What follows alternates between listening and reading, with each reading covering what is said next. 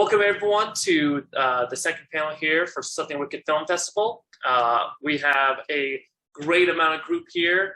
We're going to be starting the next one called Experimental. So if everyone would like to go down the line and introduce themselves, the film they're representing, and kind of give a summary about the film that they are representing. I'll start. Hi, my name is Ashanti Ngozi, but as a film director, maker, go by Ngozi Elise. My film is called Say Their Names Before You Put on a Mask. And it's a personal story about dealing with pandemic and protest during, COVID. What do you want? I guess I'll go next. My name is Michael Mukni. I directed a short Western that is about two cowboys stranded in the desert playing chess, and they're playing for the last bullet in a revolver. So there's some personal connotations and some more grandiose ones too, which we can get into maybe later. Awesome. Great. Okay. My name is Adam. I'm the director of the film Lens Muse, which I did with my amazing collaborator, Louis Feemster, who is on the call with us as well. This is a experimental poetry film entering the worlds of his amazing poetry, coupled with an experimental film and using stock footage in an innovative way. Yes, and I'm the writer behind Lens Muse, the writer in the featured body in the work. Yes. Awesome. So we're talking about experimental, and as all you just said about what your film's about, we've got very much a wide variety of different experimental films. So experimental is very subjective to where everyone is about what their definition is. So I kind of want to hear you guys talk about what, as you filmmakers, your personal opinion of when you hear experimental film, what is your idea of experimental film? What's your definition?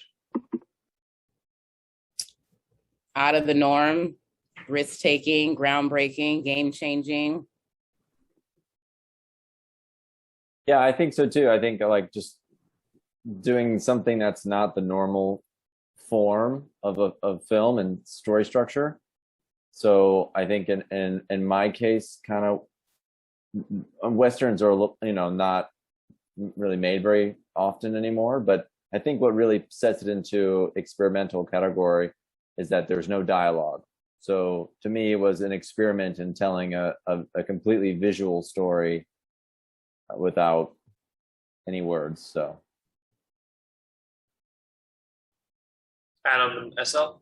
Yes. So Lens Muse, for me, it was about Lewis's amazing poetry. It was about the subconscious, the intuition, the dream, the also contemporary state of humanity trapped within the circumstances of technology, and how technology is becoming more and more a form of entrapment for humankind, as opposed to the other way around as it should be.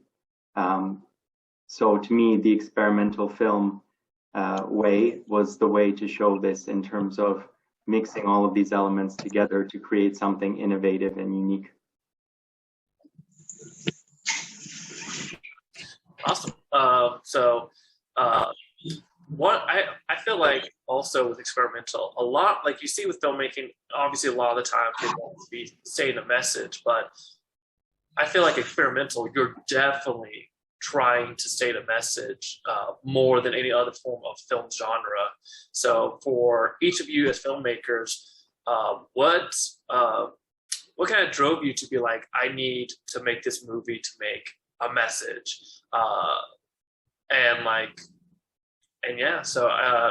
Why experimental is a lot about saying a message. So kind of, I want to hear all your opinions on like that when you were making your individual films. It's so interesting. I'll start in partnership with Adam.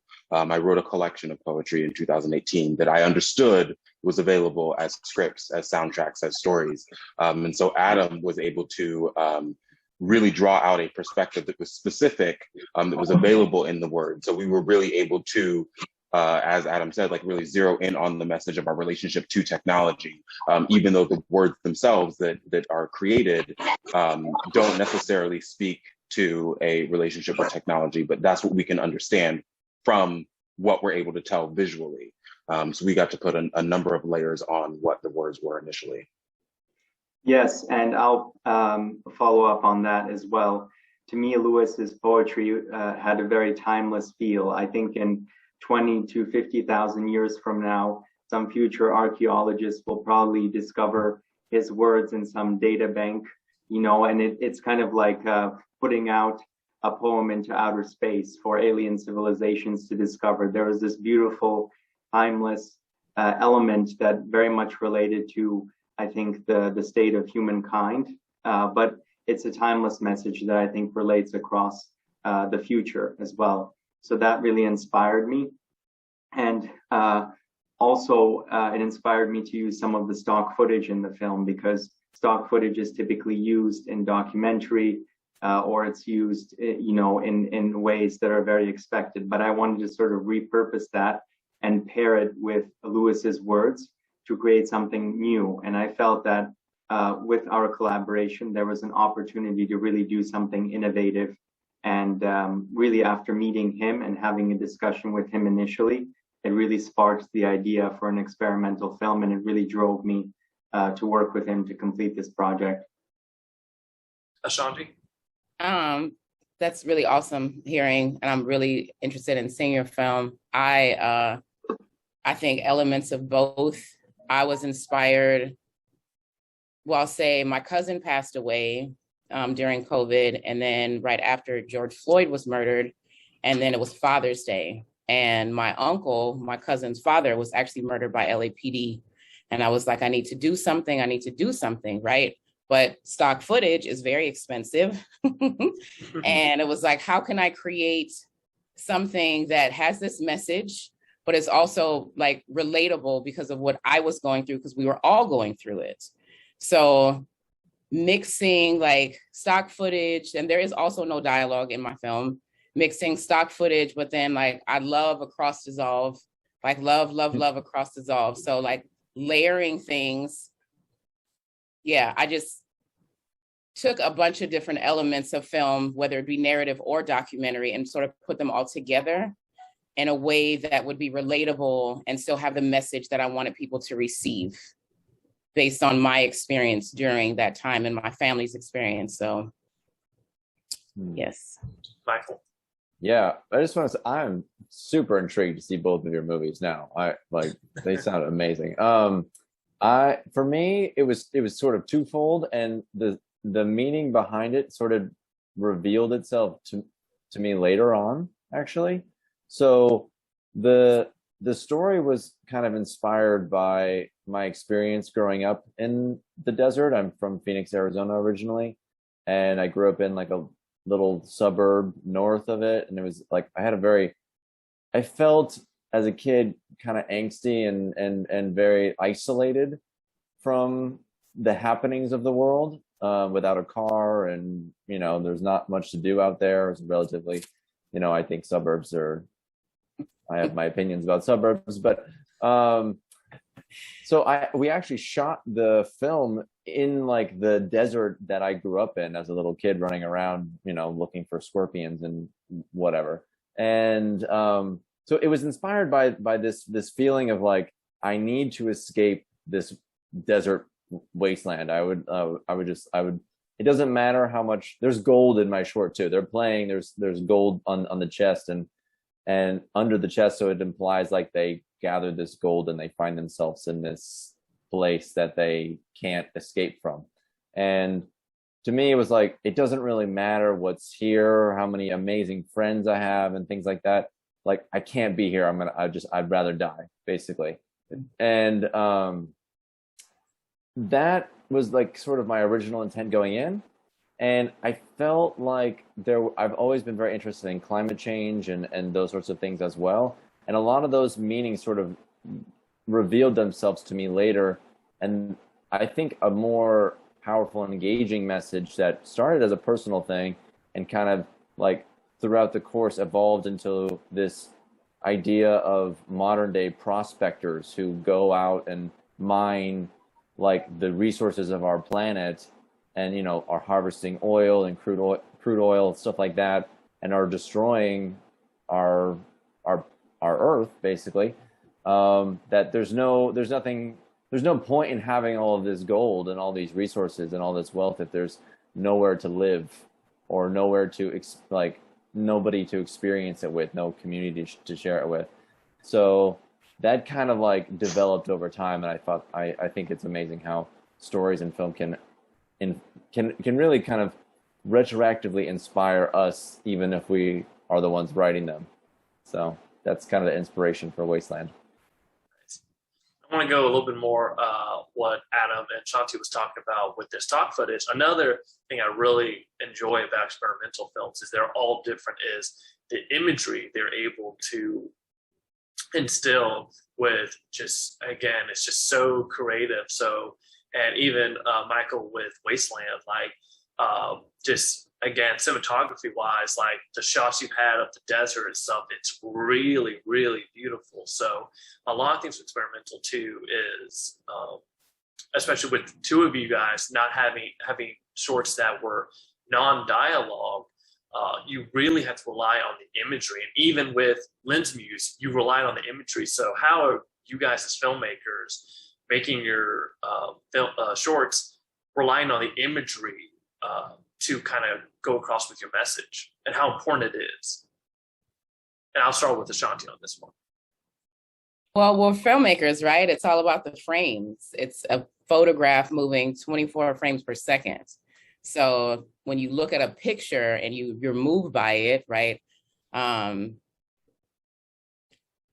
don't know, it forces the audience to just look at that. You know, there's not people talking, there's not someone's outfit, there's not the way somebody said something. It's literally just look at this photograph, look at the whole entirety of it, the foreground, the middle ground, the background, you know? So, and I love photography. I think I started there first and then got into filmmaking. But yeah, I mean, it's about your frame as a filmmaker. Like, this is what you're feeling. So for me, I really wanted to, again, tell this story, right? What we're all going through, but not having the money to get stock footage. So it's like, how do I recreate what it is that I'm trying to say? And thank God for Unsplash, right? Free people just wanting to share their photography for free. But I was able to find images that would work with what it was that I was saying. And there were so many people during the protest capturing all of these things. So I was able to put something together that is now here. Michael? Yeah, to me, there's a lot sort of happening, and in this little game that we're seeing them, they're playing with the chess pieces or rocks that they've found. Mm-hmm. And it's kind of hard to follow, just like, I mean, despite what Queen's Gambit has achieved, watching a chess game isn't that exciting. You don't really know what's going on, what the pieces are, and it's like, without words or some commentator, it's like, how do you make that interesting? And so much of it came down to this, the way that their eyes moved and tracked around. So getting performances of them showing us what's going on in their head just through their eye movements, these really subtle little things, I felt like it was such a cool way to pay homage to spaghetti westerns and like The Good, the Bad, and the Ugly with the Mexican standoff, and like how there's all these like shots of their eyes like this, but then those extreme close-ups yielded like the perfect canvas for telling this story through looks. Adam and SL? Yes, well, I wanted to say, first of all, I'm very intrigued to see both of your films, Ashanti and Michael. Based on what you're telling me, I'm sort of putting it together in my head, and it seems really just mind-blowing. So thank you. I'm trying to listen intently and to take it all in. So in terms of stock footage for Lens Muse, basically, I try to really listen to Lewis's words and find inspiration within me to translate those words into images. And once I internalized it, I would try to see, okay, well, what image can I pair with this specific word? And it was a very intricate process because every word was really one image. And so I went onto the Prelinger archives, I went onto Periscope Films and so on. But of course, I tried to find footage that was in the public domain, that was available, that I wouldn't have to pay for. Some of the footage we had to pay for, but most of it was free. But that also required a certain level of research. You know, what's public domain level 1 versus public domain level 2. There are several different distinctions that you really have to study if you're using stock footage. So I also contacted, you know, the people at Prelinger. I contacted Rick Prelinger directly. I contacted, you know, the guy who manages stock footage at NASA as well, to really see like what I could use and what I could not use, and in terms of what the fine print was. So that was all a very good exercise in terms of dealing with that situation and learning how to do it going forward.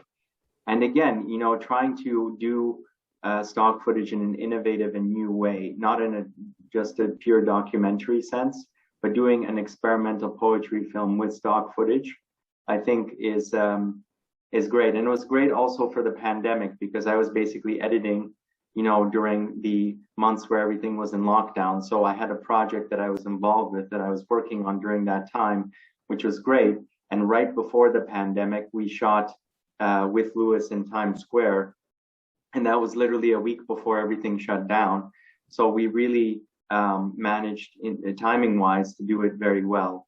And, you know, the stock footage to me was also sort of a layer of subconscious that could be paired with the words, that could sort of be an entry into Lewis's world.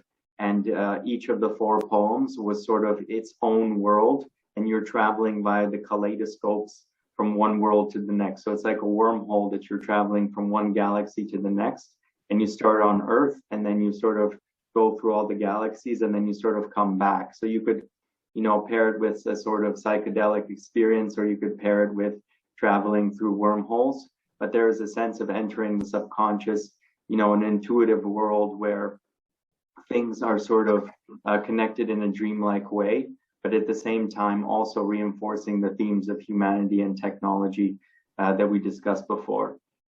Yeah. The images are everything, and Adam really took great care with the words. You heard him say that he almost felt like every word was its own image. And even through researching in the archives, you know, we were able to take words that are recently written and place them in a sense of history. So we had a broader context for what we wanted to share with our audience, which was really brilliant. And although I do, you know, appear on film, I'm not speaking on film, you do hear my voiceover, and they are my words. So I'm kind of around the images that Adam kind of created space for. So the visual is really what kind of pulls it out, but they are very distinct worlds that are working together to kind of create the experience.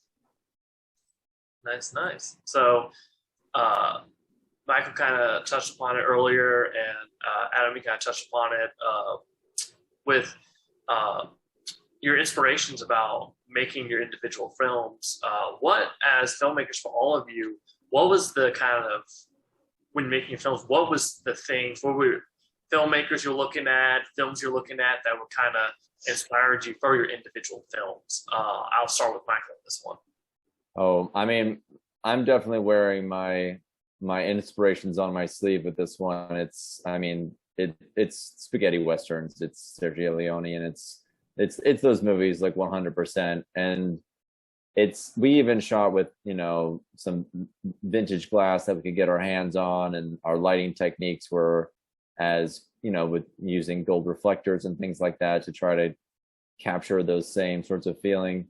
But I'll add just a little anecdote to it, that we shot in Arizona in the middle of summer, and it's a movie about a drought, and it, for some reason, just the days that we were shooting, it rained half the time, and there was like massive wind, and then there was a wildfire that happened, like, Man, we could see, like, that was only, I don't know, like maybe 500 yards away, luckily on the other side of this like little gulf. But it was we had some weird weather stuff happen for a movie that should have no rain in it. So there are moments where we had to kind of pivot because we had to build a sort of shelter around them so that they weren't getting hit with rain while we were filming.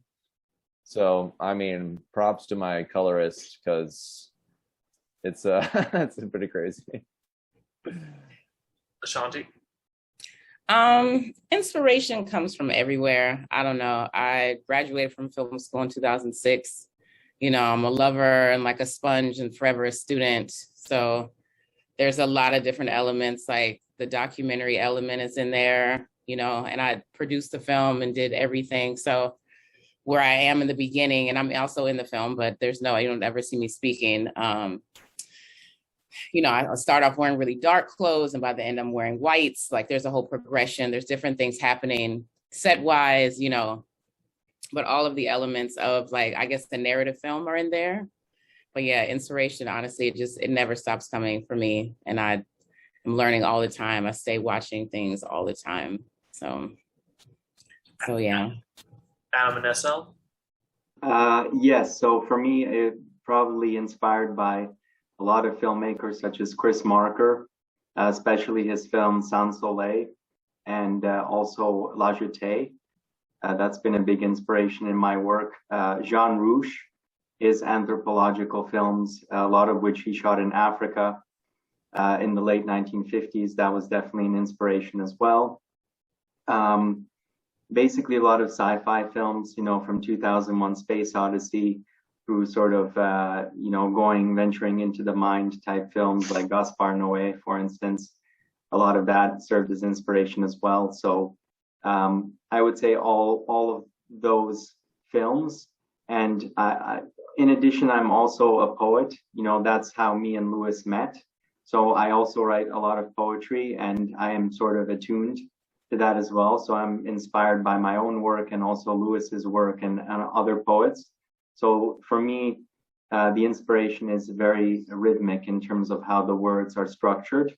So I look at also the underlying rhythm of that and then how that is going to influence the pacing of the images. And so I also like films, and I'm inspired by films that play with that, but films that also venture into different worlds, you know, different types of essay films or experimental films that sort of capture a heart of humanity that is somewhat hidden or, you know, not readily apparent. Yeah, I feel like Shanti and I are similar in just drawing inspiration from just about anywhere.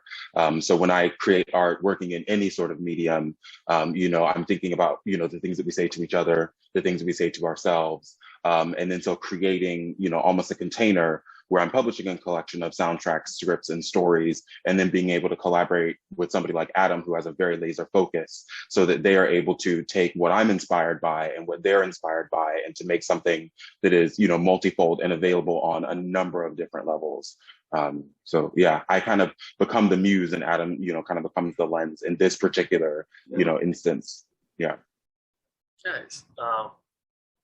Another thing, talking about like experimental and stuff, and what I love about all you guys here is like this subject's very apparent.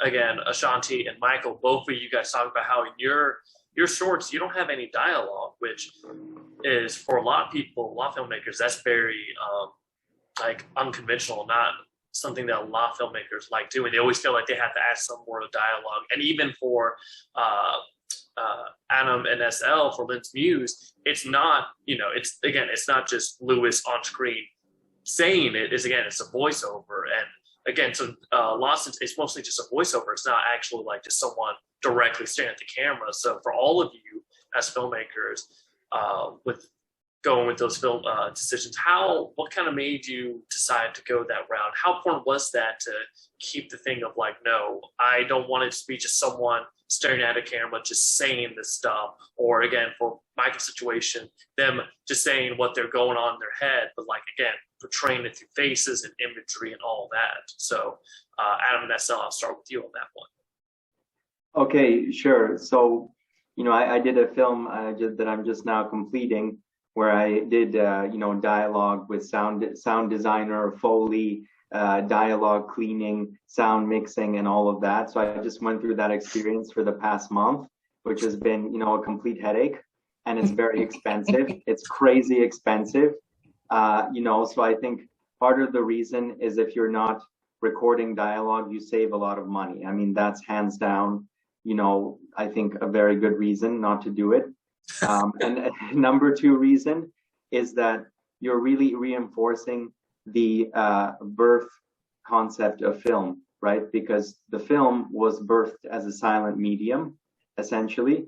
And so you had to infer the image, and the image had to communicate what was happening in the story. So that was sort of the way that film was born. And so I think that not having dialogue is fine. And I think that that really sort of goes back to the heart of film. And having a voiceover, in our case with Lens Muse, I think is important because it reinforces the images. And as Lewis just said, it's not just a film. It's also a poem. It's a film. It's also going to be an EP soundtrack. So you have different layers. It's really a multi-layered project that is sort of always evolving, which is what I wanted it to be.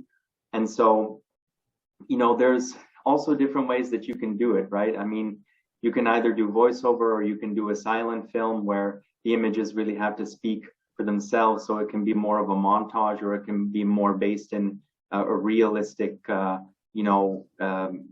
type of image that is just happening in real time.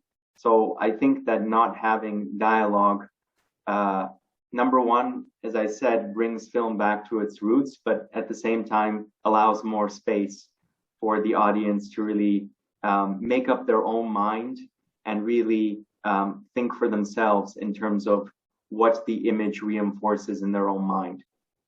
Yeah, it maintained a quality and kind of set a tone for us to have me there present as a body, but not a body who was speaking. So you would hear me, you would see me, but not at the same time, which kind of allowed us to have a little bit of separation between our subject and the worlds that we were existing in, traveling through when we would hear and see the images together.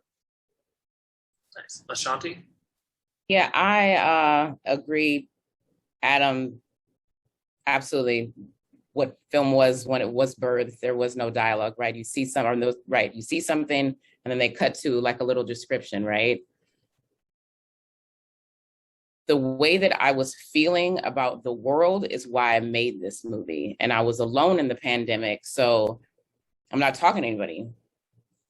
And I wanted to make something that people could, right? When you see stuff, then you deal with it on your own by yourself. If you see me screaming or whatever, it ignites a different type of emotion than when you hear actual words. But if you just see an image or you see something happening, then you have a whole relationship with that experience on your own. And that's what I really wanted people to have. Michael? Yeah, I really like that. For me, it was really beyond it just being sort of an exercise. It was about serving the story that I was trying to tell. And, people don't usually talk that much when they're playing chess. And I think it also, it would take away from the imagery. I mean, there's only so many things you can have going on at the same time and for it to be effective. So like me being really tight on their eyes and them saying something, there's too much going on. It's better to keep it specific. And I think also on top of that, there was this sort of feeling of it, I wanting it to not feel, for it to feel almost fantastic, like it's not set in reality. It's like these two beings are like more than they seem sort of vibe. I mean, the way I was working with my actors, and this is all just, it's, you watch the movie, you're probably not going to get it, but it's sort of like the intention of it is that I wanted them to feel like they were kind of these cosmic forces that were sort of clashing and living in this sort of loop. And dialogue can, some can, but a lot of dialogue I feel like can really timestamp something. The way that they're talking, the vernacular, all of that kind of gives you a very specific sense of time and place. And I didn't want that. I wanted it to be like, I wanted you to be able to watch this in 20 years and for it to be at least, ideally still relevant to current people in the way they speak and so on. So that's kind of why I went with the no dialogue route. Thanks. You guys also kind of all individually touched on it too. Again, with just talking about mess and stuff, it also, filmmaking is not just a one-person deal; it's a multiple-person deal. So, with dealing with actors for Michael's situation and your crew, and then again, Adam and Shanti for you as well. How was it working with your film crew and to make sure, again, like going across with your message, making sure that they understood this is what I'm trying to get across, and making sure that they, as actors or film crew, whoever you were dealing with, understood to be able to help you get that message across. I'll start with the Shanti on this one.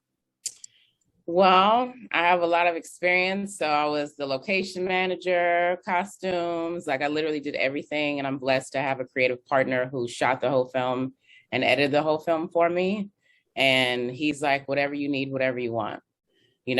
I really wanted to make this project happen. So I lost a lot of sleep, but I'm just thankful for the experience that I do have and able to understand visual storytelling. Like I said, you'll see a progression of from dark to light in my costumes. You'll see things go from messy to clean in the arc of my story.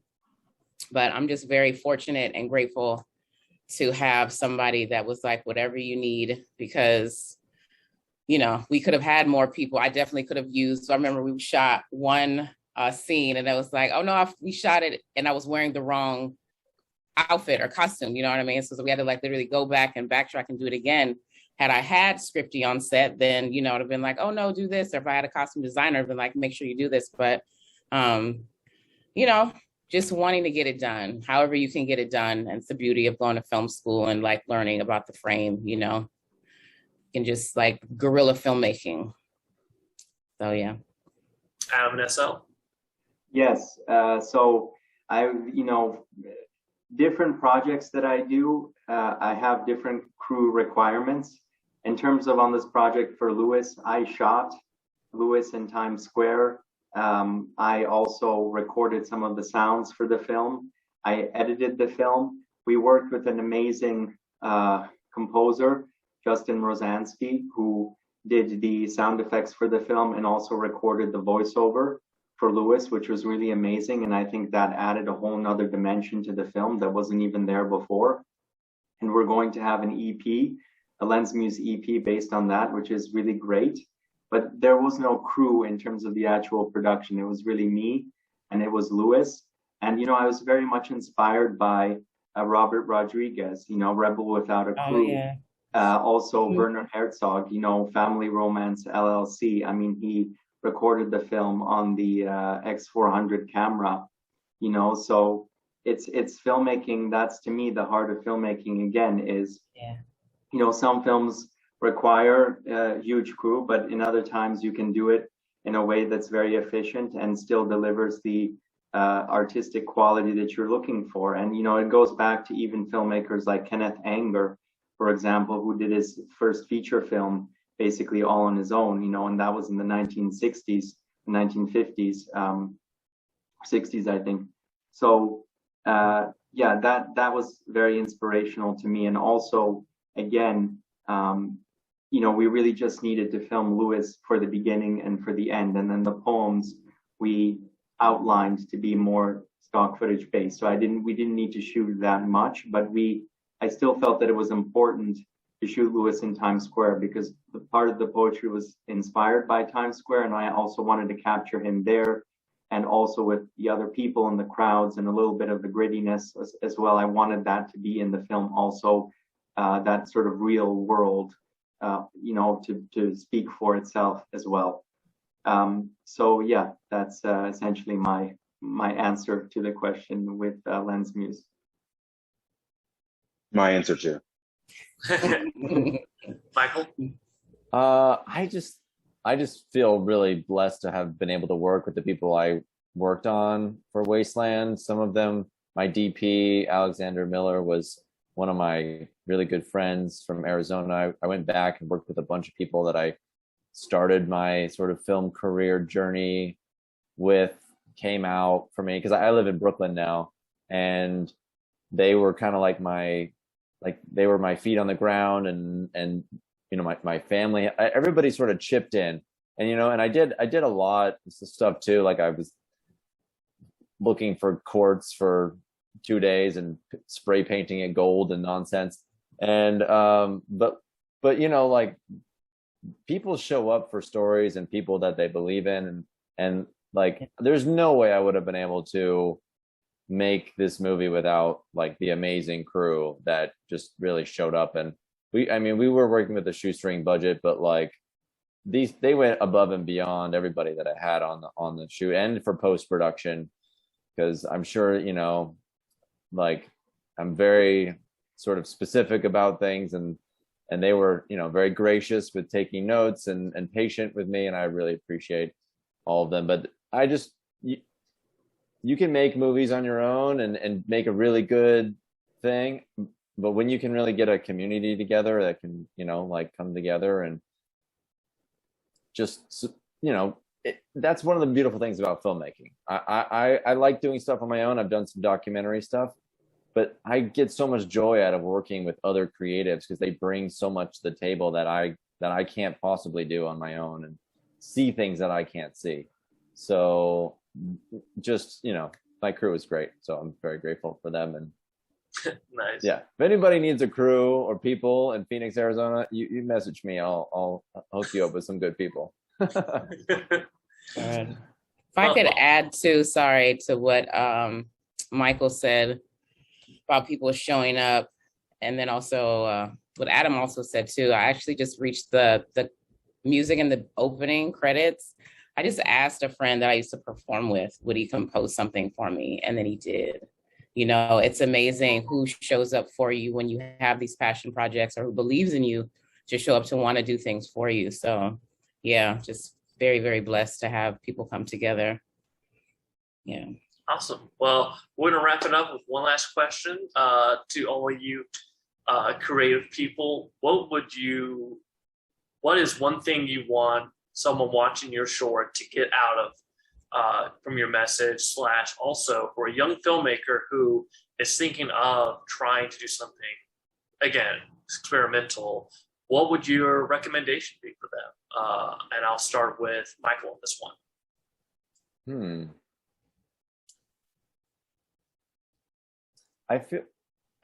I guess you should just start making stuff. I mean, that's the kind of stereotypical advice that filmmakers give. Like, there's so many tools now, and that you can make a movie with your iPhone when you're first starting out, like, and just find your people. That's kind of like what I would recommend for people starting to make things. And I would just try to make it personal. Try to find what find something that means something to you, you know, like something you can connect with and makes you feel something. Don't just like tell a story because you see somebody else making a movie like it or something like that, or because it's popular or something. I don't think those projects end up having much shelf life, or you know, they don't help you as a filmmaker grow. I think part of filmmaking and art in general is to kind of explore yourself and grow as a human being, and that if you just start making stuff, you'll discover more about yourself and people around you, and hopefully make something meaningful that other people will find their own meaning in, and help them move them in some way. Ashanti? Did that answer the question? Yeah, that did. Okay. The first question, what do I want people to take from watching my film? Just how serious and horrible and destructive senseless violence is from police towards Black people, and that COVID is real. So wear a mask or go get vaccinated. And what I would recommend to young filmmakers, if you're not in film school, is to watch as many experimental films that have been successful as you can, and find stories that you really care about. You know, I think the personal part, my mom would always say, put yourself in it. And it's like, it takes a while to get to know who you are. But if you are moved by a story or you feel connected to something, then that should be the story that you want to tell. And it's okay to tell somebody else's story through their voice, right? Like Adam did with SL's poetry, but just be able to feel things in a way that you would want to re-say it or re-share it. Yeah. Adam and SL? Yes, I would agree with both what Ashanti said and Michael said. I think those are both, very true points for any beginning filmmaker. I would also say, don't listen to the naysayers.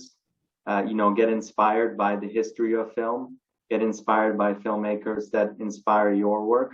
But at the same time, don't listen to what a lot of people are saying, because the world is changing rapidly every single moment. We're in 2021, we're in a post-pandemic world. Anything can happen.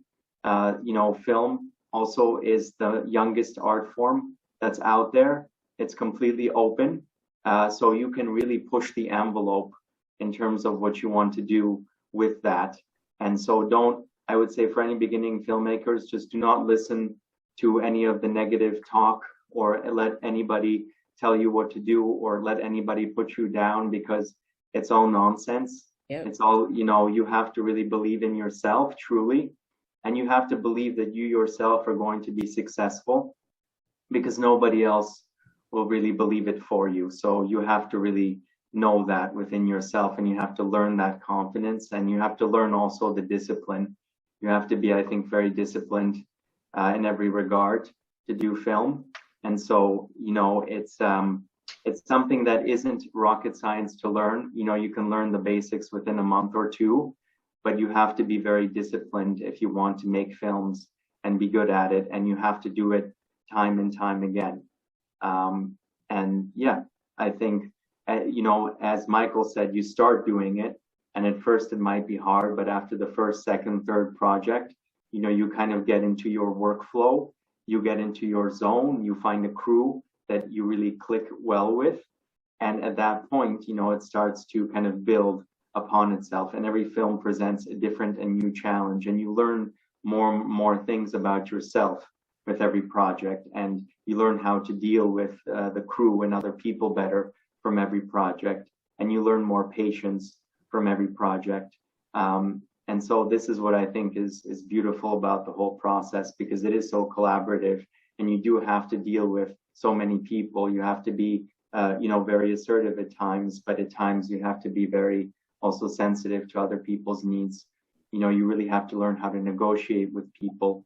So all of these things, I think, come into play and really help that person develop. But I would say, it's very intense, at least for me, it's a very intense process, and I approach it with the utmost seriousness, and I believe in what I'm doing. And I think that's important. And whoever wants to give me a good critique, who is experienced in the industry, I look for that. I would also say that's another good advice for up and coming filmmakers. Seek critiques from more experienced filmmakers, seek feedback for your work. That's very, very, very important. But don't let, other people put you down, because they feel like the aesthetic of the film is something they can't understand or something like that. Just those people are, not worth listening to. So yeah, that's my view. Yeah, I would say go big, go strange, shed a couple skins and find your kindred spirits, honestly. I mean, when I was writing a couple years ago, it was like, okay, I know what I would like to offer, but I don't have a crew. I don't have a director. So I wrote these things down. I was saying, there's scripts in here. There are definitely scripts in here. And I met Adam and sparks just started flying, because we saw each other as kindred artists. And now here we are on a panel at a film festival, from something I wrote down just on black and white.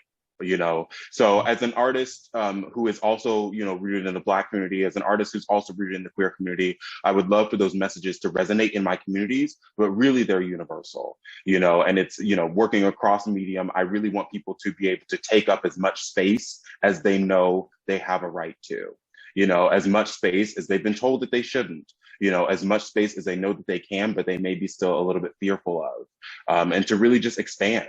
You know, expand in the way that we relate to each other, expand in the way that we relate to ourselves, expose yourself to yourself, honestly, and then create something, even if it's just what you can do for free, and your Adam will come along. Yeah. Well, on that inspirational note, I'm going to go ahead and end this panel for this panel for today. Thank you guys for all coming along. You all were great, and again, I've watched all of your films and I enjoyed all of them. So, you know, everyone who's watching, continue to. We've got 2 more panels today, so continue to watch the festival. And awards are later tonight. And thank you all for coming along.